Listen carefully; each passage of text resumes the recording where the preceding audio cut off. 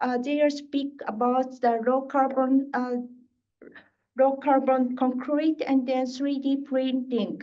But before we start the conversation, before we invite the two presenters, I would like to invite first Michael Anara, the senior transport sector transport specialist, to go through that what we have done for the green through the Green Roads webinar and what would happen in the 2025. Michael, over to you.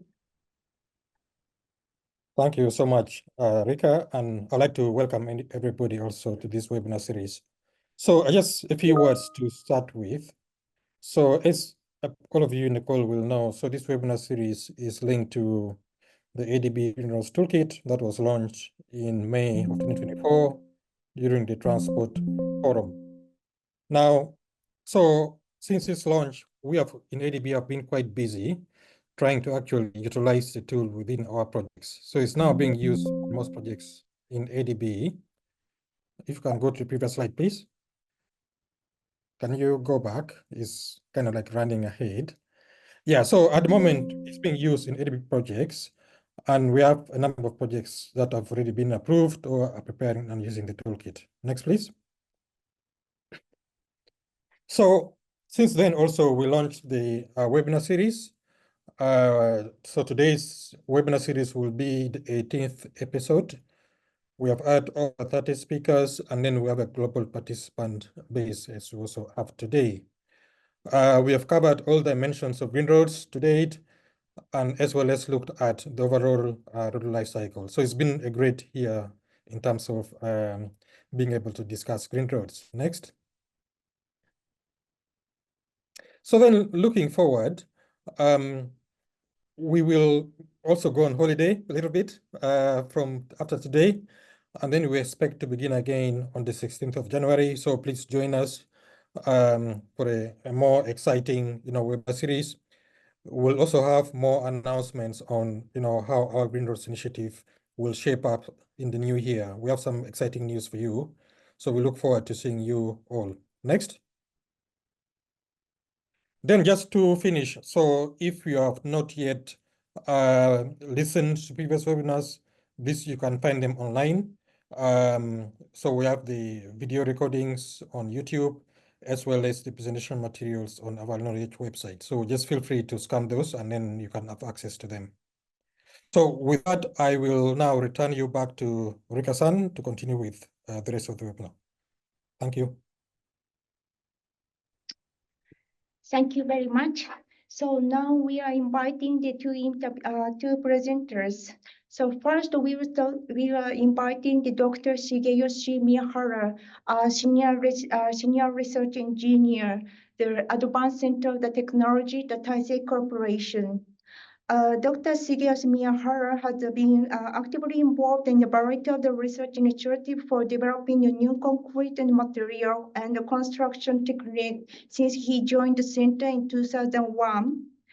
His research focuses on the local carbon concrete, which contained minimum or zero cement. He published various research papers in international journals, which present his team's innovative construction approaches. Those approaches are expected to contribute to reducing the CO2 emission and lowering environmental impact during the construction stage. So, Dr. Miyahara, over to you. Thank you. Thank you very much for the introduction. I'm Shigeyoshi Miyahara. Let me share the slide.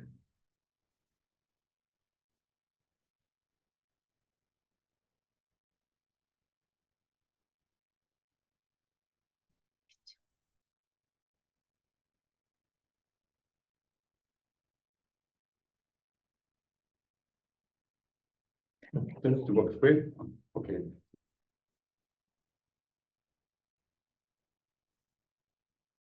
Great. Okay, let's start. Today, I'd like to share the information on low carbon concrete. As you all know,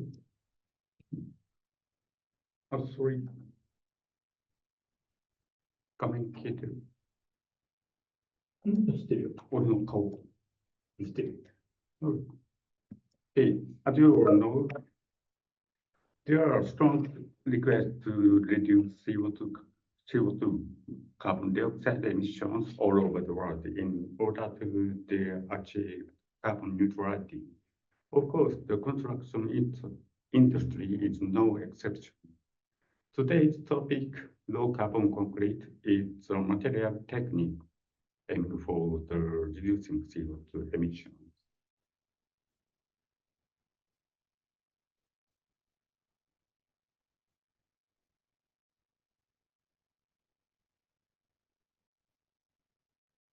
Sorry, as you know, concrete is an essential base material for the infrastructure. However, it emits a lot of CO2 during the production of raw materials. Concrete is second most used material in the world after water, and 14 million cubic meters are produced annually. Then you know they are widely used in structures, including roads, such as buildings and tunnels. As explained next, cement is used in this concrete about and 4 billion pounds of the produced annually. The CO2 emission during the cement manufacturing process is said to account for about 8% of world total emissions. So countermeasures are necessary now. Here, cement is manufactured by firing limestone and clay mined from mountains at a high temperature of 1,450 degrees. When the fuel burns, a large amount of CO2 is released. In addition to this, because limestone is mainly composed of calcium carbonate, CO2 is also emitted by thermal decomposition. This decomposition is inevitable in the cement industry. It is said that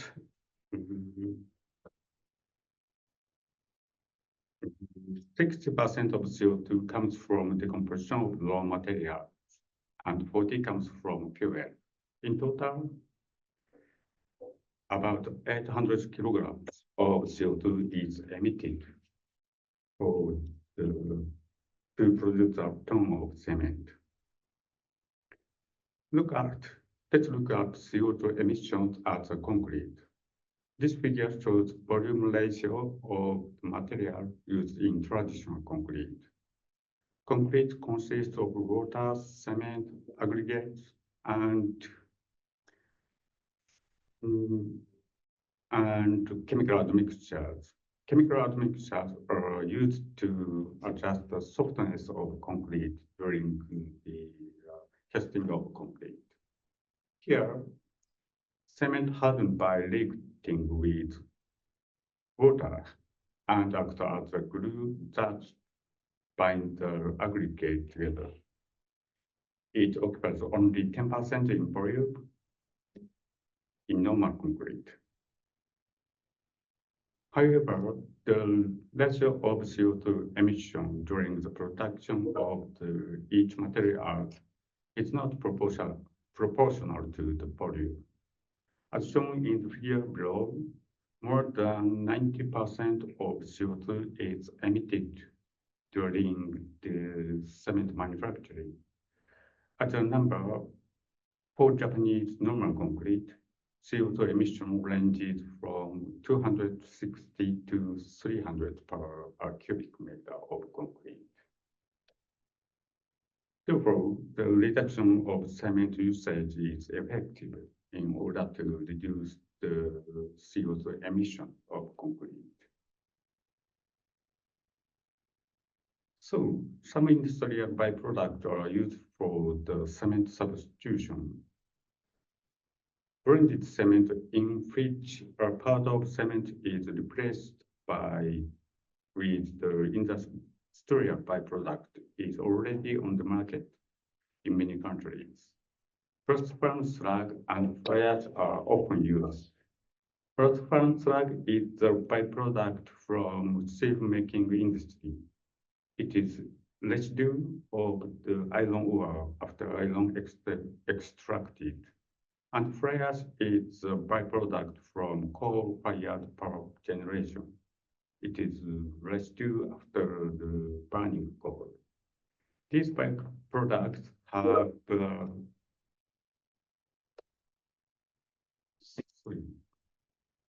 hardening property by reacting with water, so they can be used as a substitution material.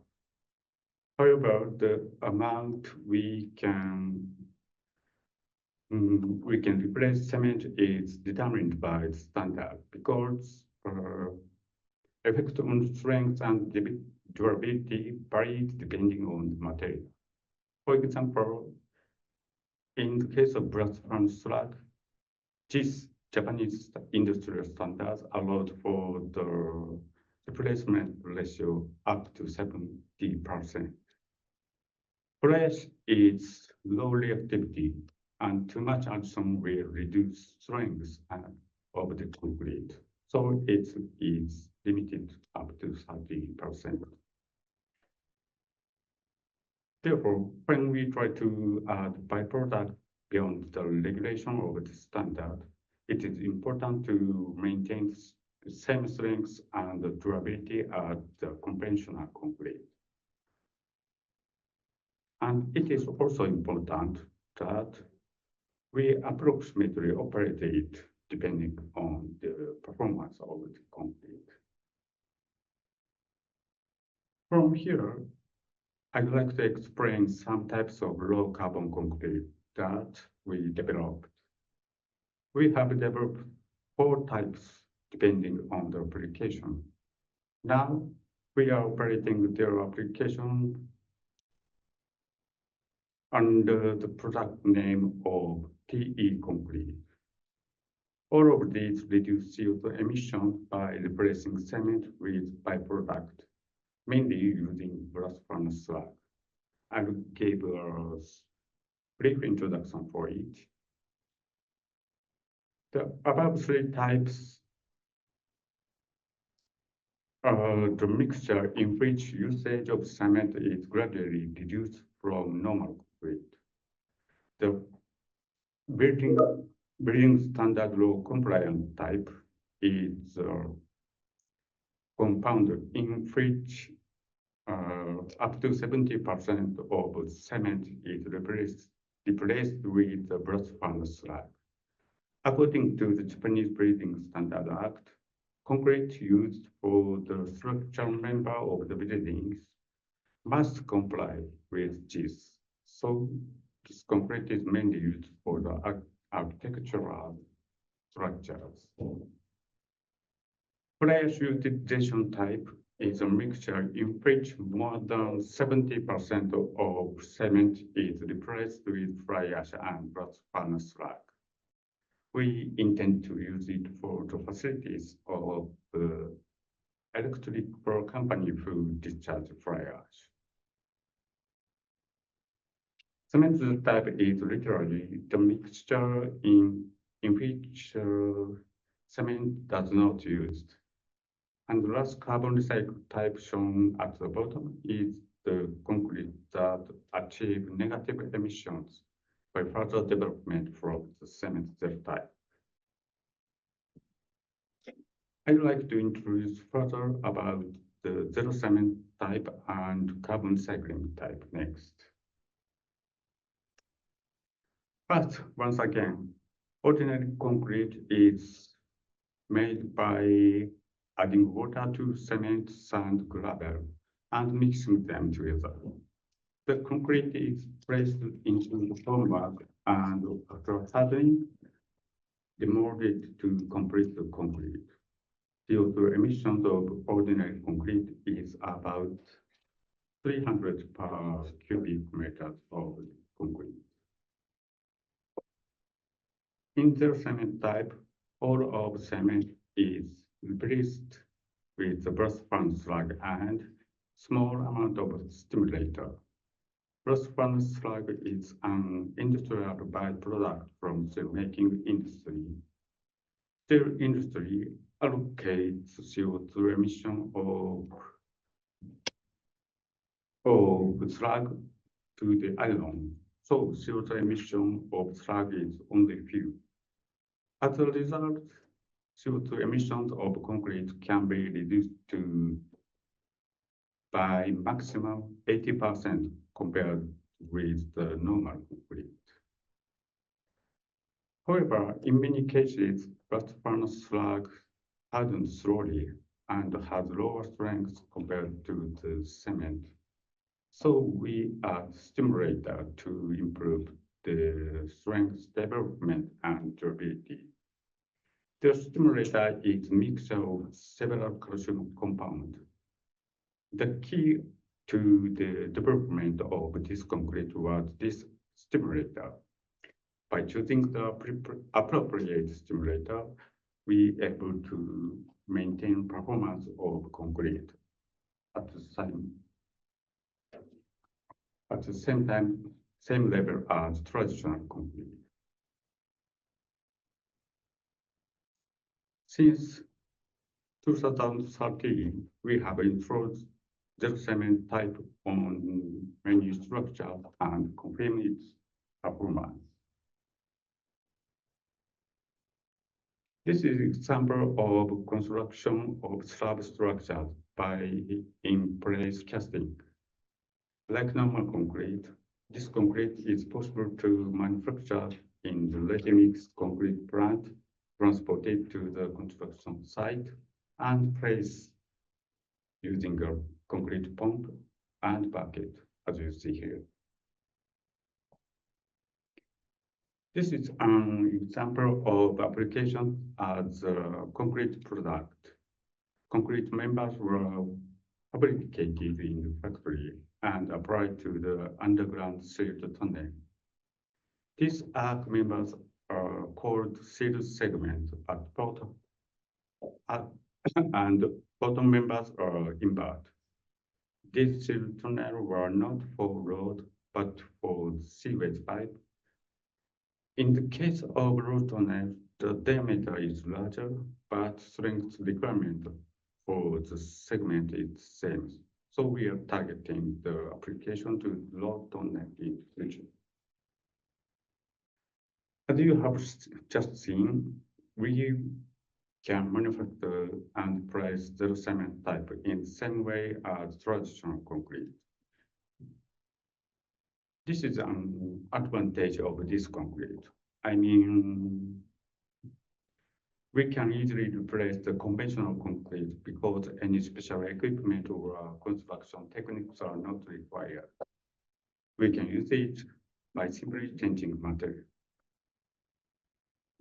Next, I'd like to introduce a newly developed concrete called T-concrete carbon recycling. This is a new attempt to trap recycled CO2 in the concrete. The way to deal with CO2 is progressing from reduction to the underground storage and then to recycling and utilization. Japan is now trying to various CO2 recycling technologies, one of which is mineralization. This technology that calcium carbonate is produced by the reacting CO2 with the calcium source. Development is beginning active recently with a large amount of government funding, and it is expected to put it into practical use after 2030.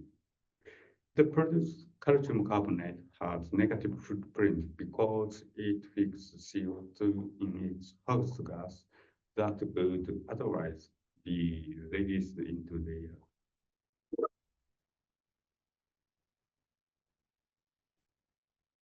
In carbon recycling type, this recycled calcium carbonate is added to zero cement type.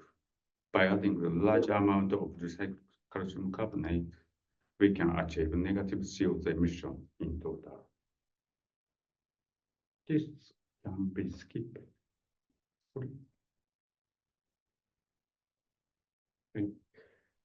Since the supply of the recycled calcium carbonate is still limited, we are starting to apply this carbon recycling type from small quantities. This is an example of application to the pavement of sidewalk. Concrete was applied as a catching place, as shown in photo above, and panels as shown in below. Although the use of calcium carbonate increased the viscosity of the concrete was enough workable for construction. We don't need to change the construction method from the conventional one. As shown in the diagram, absorbed CO2 by the calcium carbonate exceeds the emitted CO2 during the manufacturing of the material. So the concrete achieved carbon negative. As a result, although the amount of concrete used for paving was only 5 cubic meters, the CO2 reduction amounted to 1.6 tons compared with using traditional concrete. In the future, we expanded its application with increase of the supply of calcium carbonate.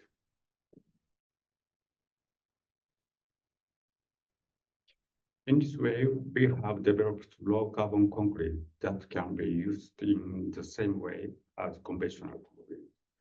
But there are still some issues toward the smooth transition of traditional concrete to low carbon concrete. The first is accumulation of actual achievement for increase of reliability. And second is to formulate standard or guidelines so that people can widely use this concrete. Finally, I think new technologies are the same. The biggest issue is the cost, because it's this kind of concrete uses different materials from the traditional concrete. Cost will increase at least sometime. Even if carbon pricing is introduced in the future, it is unclear whether price will cover the cost. So we need to consider how to share the cost increase to secure the sustainability of low carbon concrete. That's it for my presentation. Thank you very much.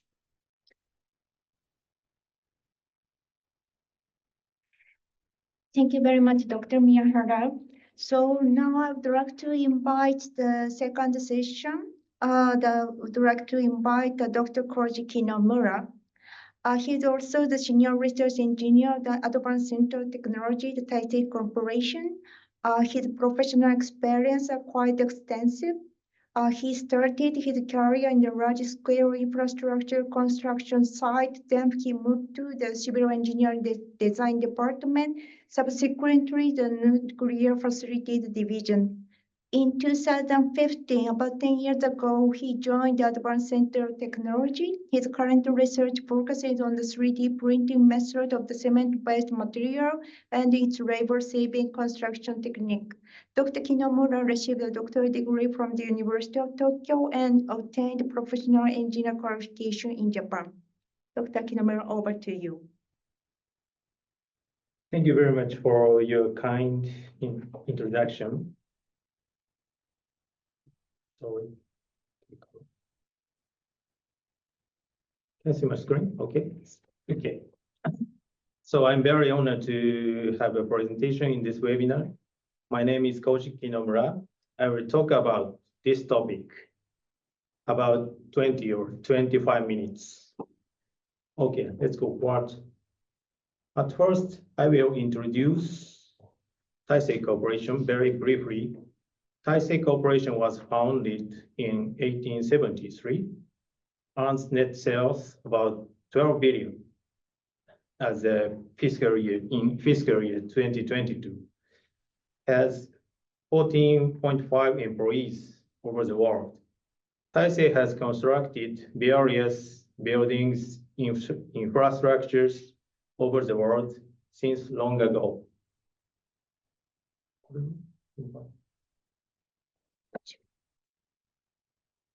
So Taisei is conducting a lot of projects, especially in Southeast Asia.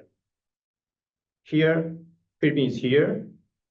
For example, North-South commuter rail CP01 is under construction by Taisei in Philippines.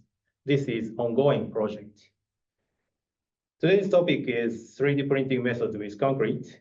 As for 3D printing method with concrete, we have just implemented some trial applications in Japan, but evolving it step by step. Okay, this is a table of contents today. I will talk about the followings. The first one is background.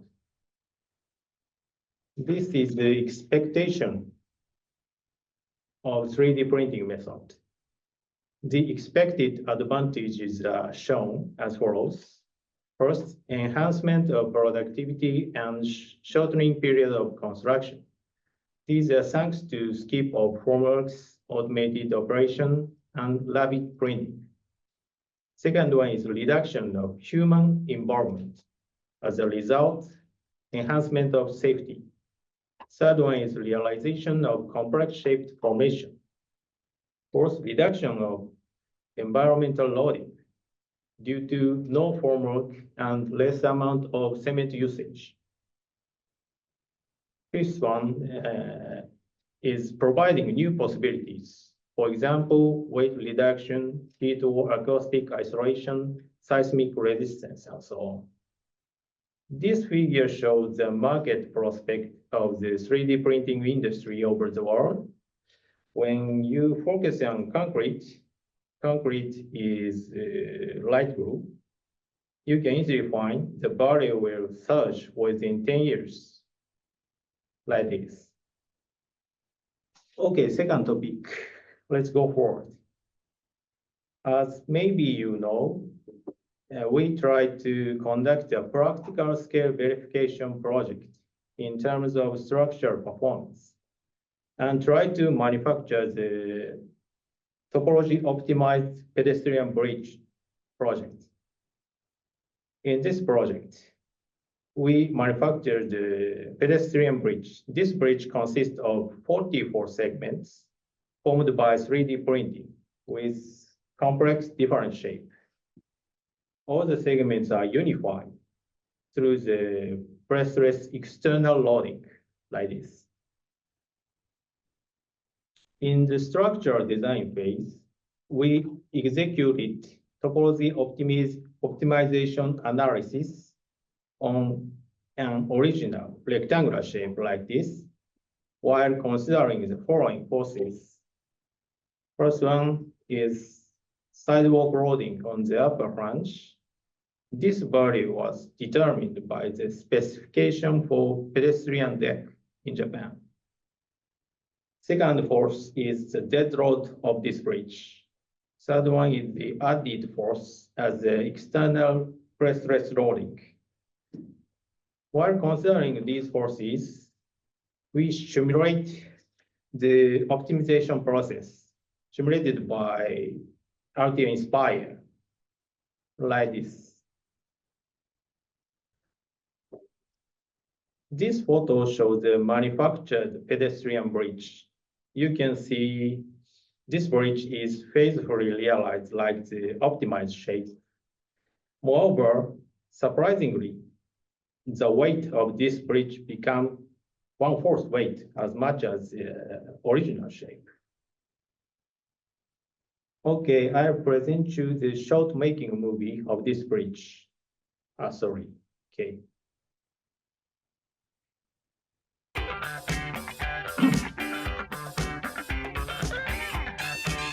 We call this technique 3DP.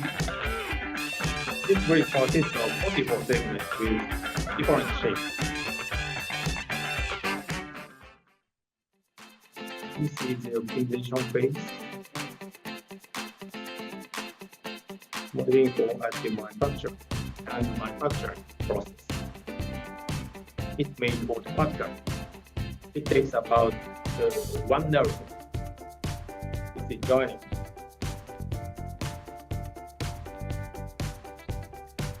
Tensioning as the pressless rolling.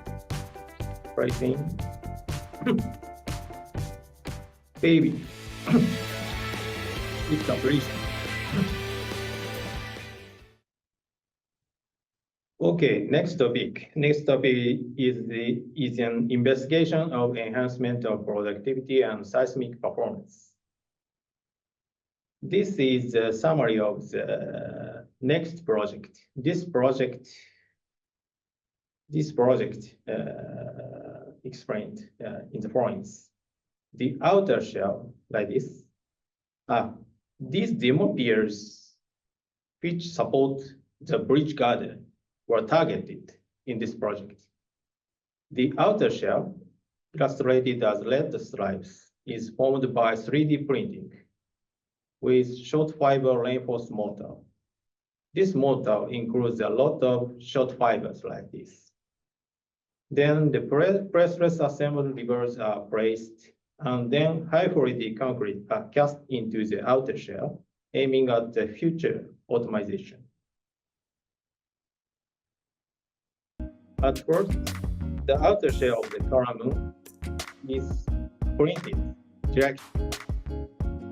Then pre-assembled rivers are placed inside. High quality concrete is cast into the outer shell through the specific nodes of the 3D printer. So all the processes are implemented automatically, and moreover, we don't need to set any outer supporters while casting. So these attempts can lead to high productivity. This movie shows the reverse cyclic loading test against the demo pier to investigate the seismic performance. This value is horizontal displacement.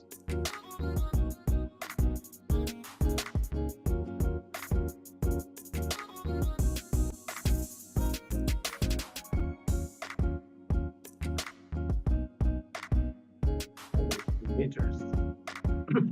This is a final expansion of the cracks after loading. Okay, this is a comparative result of the experiments. Cyclic loading tests were performed to evaluate the structural performances between the conventional one and 3D printed pier. Conventional means rivers and formworks are assembled in advance and concrete is cast inside. These photos show the comparison after the loading.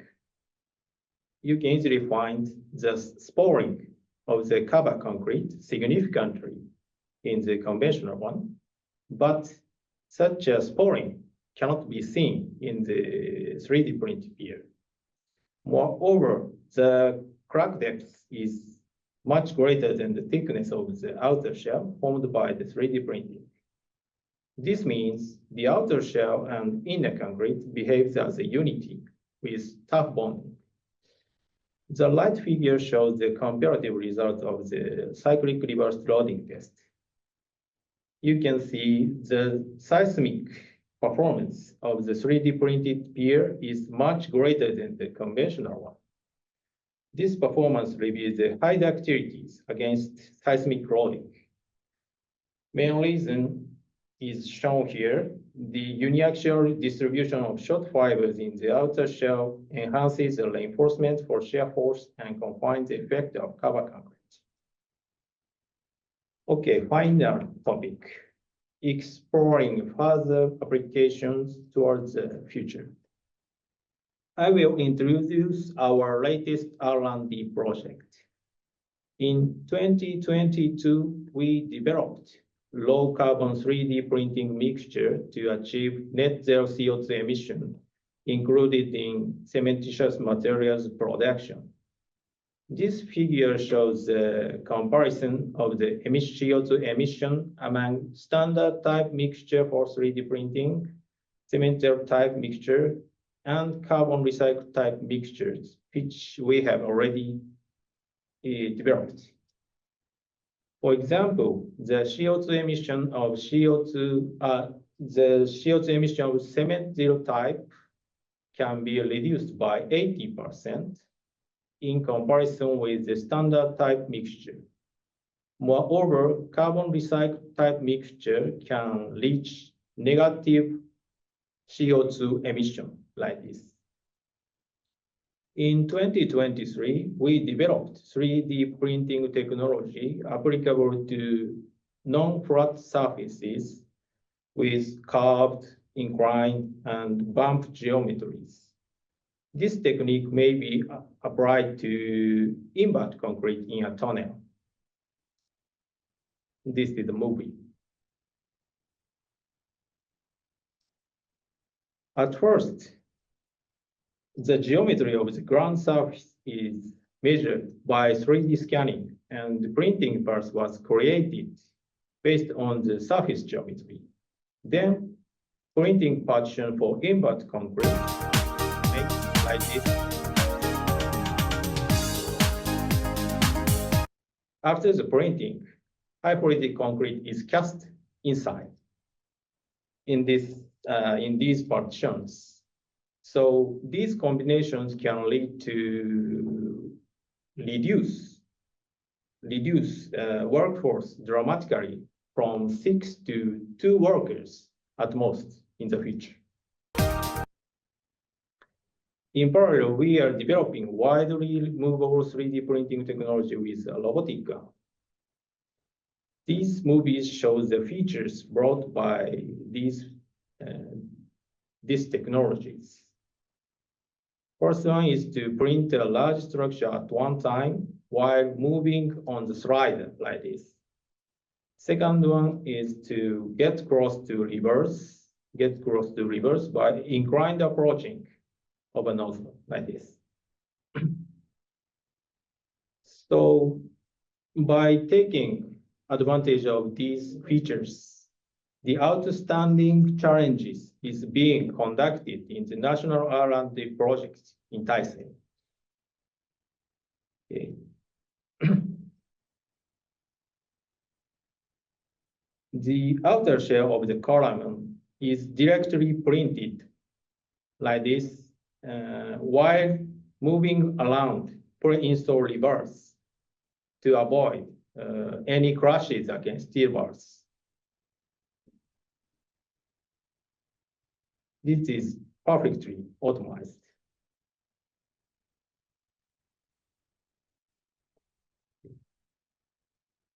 So the column with 1.8 meters height is completed at one time, about 100 minutes. This is the final latest project.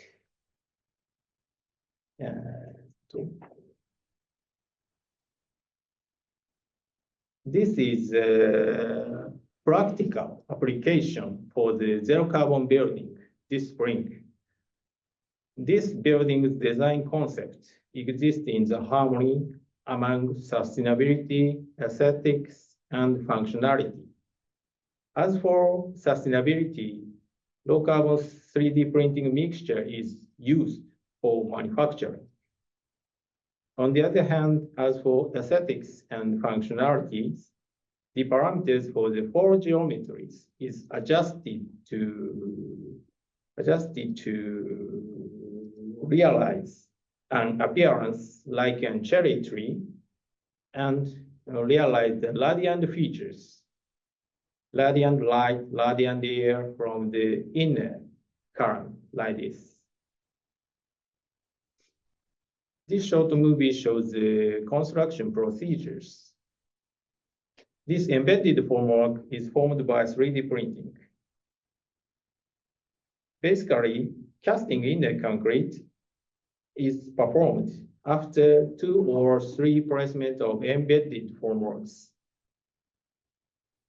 Casting. bracing, and concrete casting.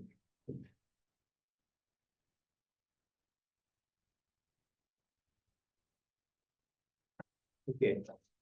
This is the comparison of the critical point of the procedures. In case of conventional formwork, outer supports are required to resist the pressure induced by concrete casting. On the other hand, in case of using 3D printed embedded formwork, the embedded formwork with high strength enables to omit the outer supporters, so leading to time saving. This is the effect of time saving. When you focus on the 3D printed method, you can easily find less inched workload, and skip over curing period. Skip over curing period can lead to much time saving for current. Okay, final conclusion, a future prospect. The guideline of the construction method with 3D printed formworks will be published by Japan Society of Civil Engineers next spring. This method is still applied to non-structural members mainly, but further applications to structural members will be implemented as the durability and structural performances are identified clearly. The basic development has been addressed considerably. As a result, the R&D phase is being shifted from aesthetic design to practical and technical issues in Japan. This method enables to combine aesthetics, sustainability, and functionality flexibly with less additional cost. This attractive feature may bring innovative applications in the near future. Okay, thank you very much for your attention. Thank you. Okay. So thank you very much, Dr. Kinomura and Miyahara. We received several questions. So I would like to invite Dr. Miyahara first about the low carbon concrete. Then I would like to invite Dr. Kinomura for your question, some of the questions which we already received. So first, let me go through the one question. Is there enough blast furnace slack and fly ash to accommodate all the axial concrete requirement? That is the first question for you. And then second question is how much is the cost increase by using material which you propose? Thank you. Thank you for the question. Thank you for the question. Okay. As to slag amount, it is said that Japan has a sufficient amount of slag at least until 2030. I'm not sure the fly ash is enough or not. So. And the second question, how much is the cost? That cost is the cost of the materials used in the cement type is about 1.5 times higher than normal concrete now, because the blast furnace slag is as expensive as the cement in Japan. But as for the concrete product, for example, steel segment, the price is almost the same because in the concrete product factory, cost is more in formwork and steam curing than the materials. Thank you very much. Okay, thank you very much. We are receiving several questions, but given the time frame, for the sake of time, I would like to move to the sample question to the Dr. Kinomura about the 3D printing. First question is that what are these short fibers made from? And then the second question we just received now is that it is a new technology for building or construction using the same 3D technology. What country are now using the technologies? Okay. The first question is, we are using the vinyl short fibers. The length is 12 millimeters, and the diameter of the short fibers is 0.2 millimeters. Okay.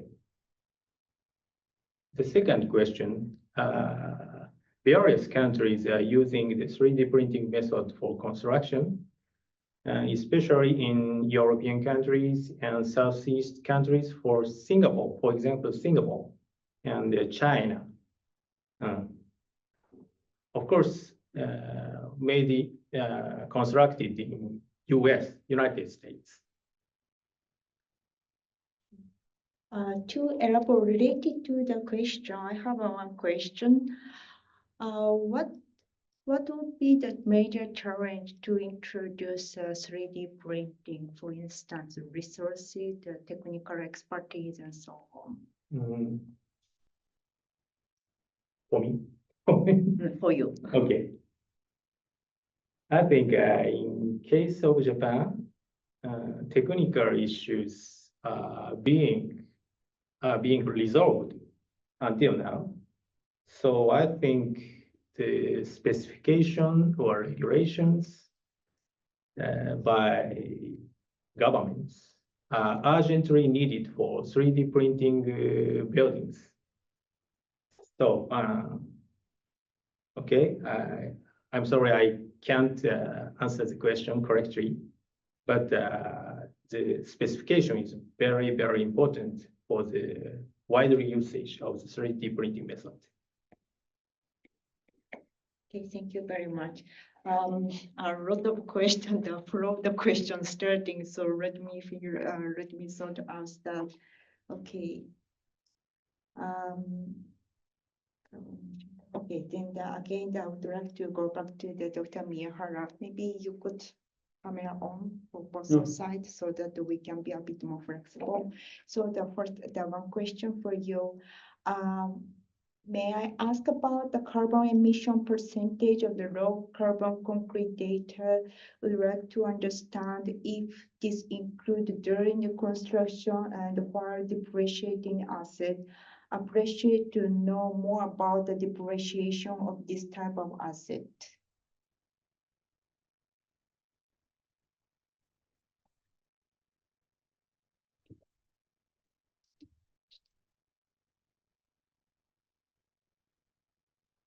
Yes.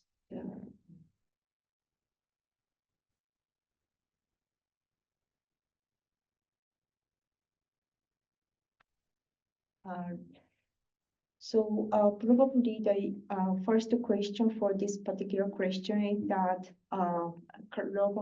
carbon emission percentage as a result of introducing the low carbon concrete.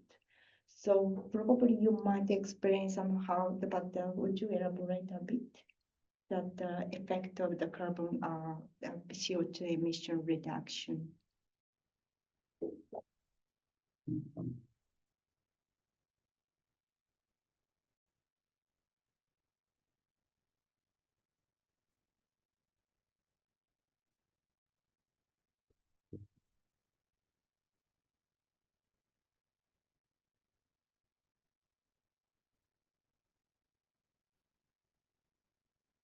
Oh, sorry, I'm not sure the number now.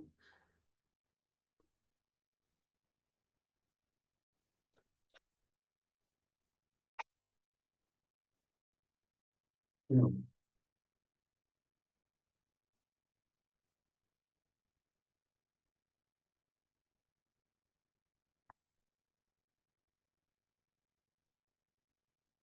Maybe.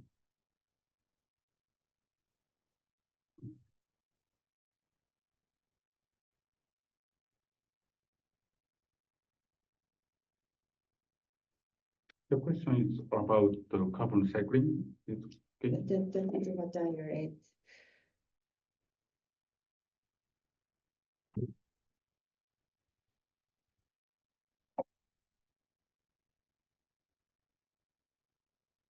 Probably this slide could help. Yes, I think the fight, you mean the fight, Well, the carbon cycling, to print become. okay, I already shared the question, so probably you could share that how much we can expect the effect of the CO2 emission reduction.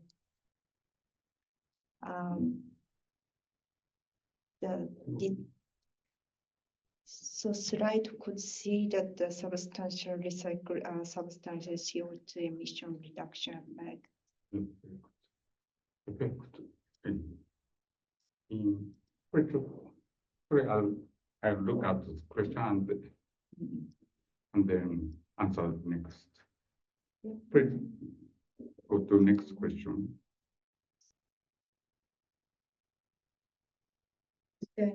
Okay, so while Mr. Dr. Miyahara is preparing, can I invite Kinomura-san?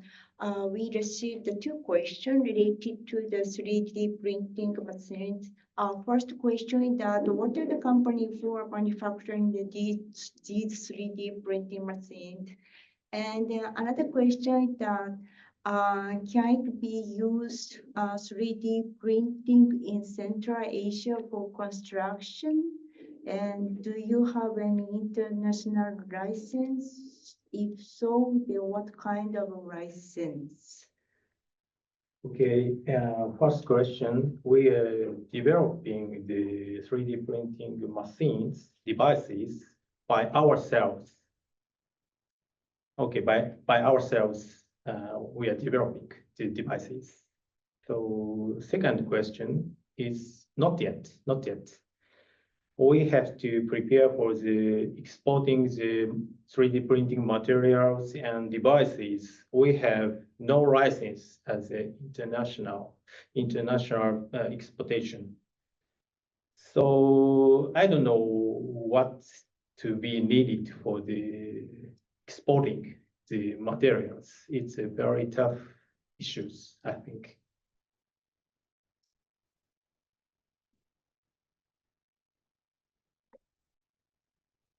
Thank you very much.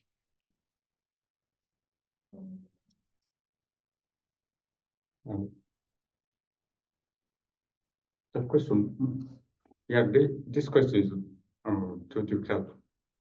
First, our calculation don't include the depreciating the arrest. So I don't have an idea right now. Sorry. Probably the road, particularly for the road infrastructure, is a quite a long life cycle period. That's why at this moment, if I understand correctly, the Taisei Corporation research team are focused on the construction stage. But probably the question is more for the long-term solution as an asset for whatever the infrastructure. That would be the another research question for the all research team. Probably this question is a quite important question, but at the same time quite challenging for the answer. Let us look forward to further research development in the Taisei Corporation or the other companies. Probably that is a very big topic on that. Let me go back to the Q&A question. Okay, let me go back to the 3D printing skills. It seems that both of topics are quite attracting a lot of questions now. So Dr. Kinomura, is there any possible way to buy 3D printing for other countries? If so, how? Another big question. Yes, it's difficult questions. because we are developing the materials and devices, and the cost is changing step by step. So I can't answer the questions correctly. I'm sorry. It seems that the research team are receiving a lot of challenging questions, so it's a good homework for everyone, particularly the engineers, including myself. Probably that we are now now we are almost closing the session. So thank you very much for active participant and a lot of questions that is quite helpful to elaborate the discussion for the new state-of-art construction technique and the materials. And once again, thank you very much, Dr. Miyahara and Dr. Kinomura for the wonderful presentation that is quite insightful session for all constructions industry people, including development partners who are involved in the various infrastructure development projects. So we are now closing this webinar. So that all participants, thank you very much for your active participant and the support for having a Green Road webinar in the 2024. And we hope to see you again in January for the January next year. And then this webinar is something like a platform for developing green road mechanics and skills and techniques. So this webinar series are available on the YouTube, and the presentation material will be available on the Development Asia website.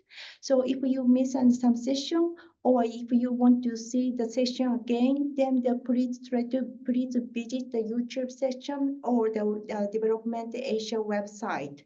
So thank you very much for participation, and Merry Christmas and Happy New Year. Thank you very much. Thank you very much. Very much.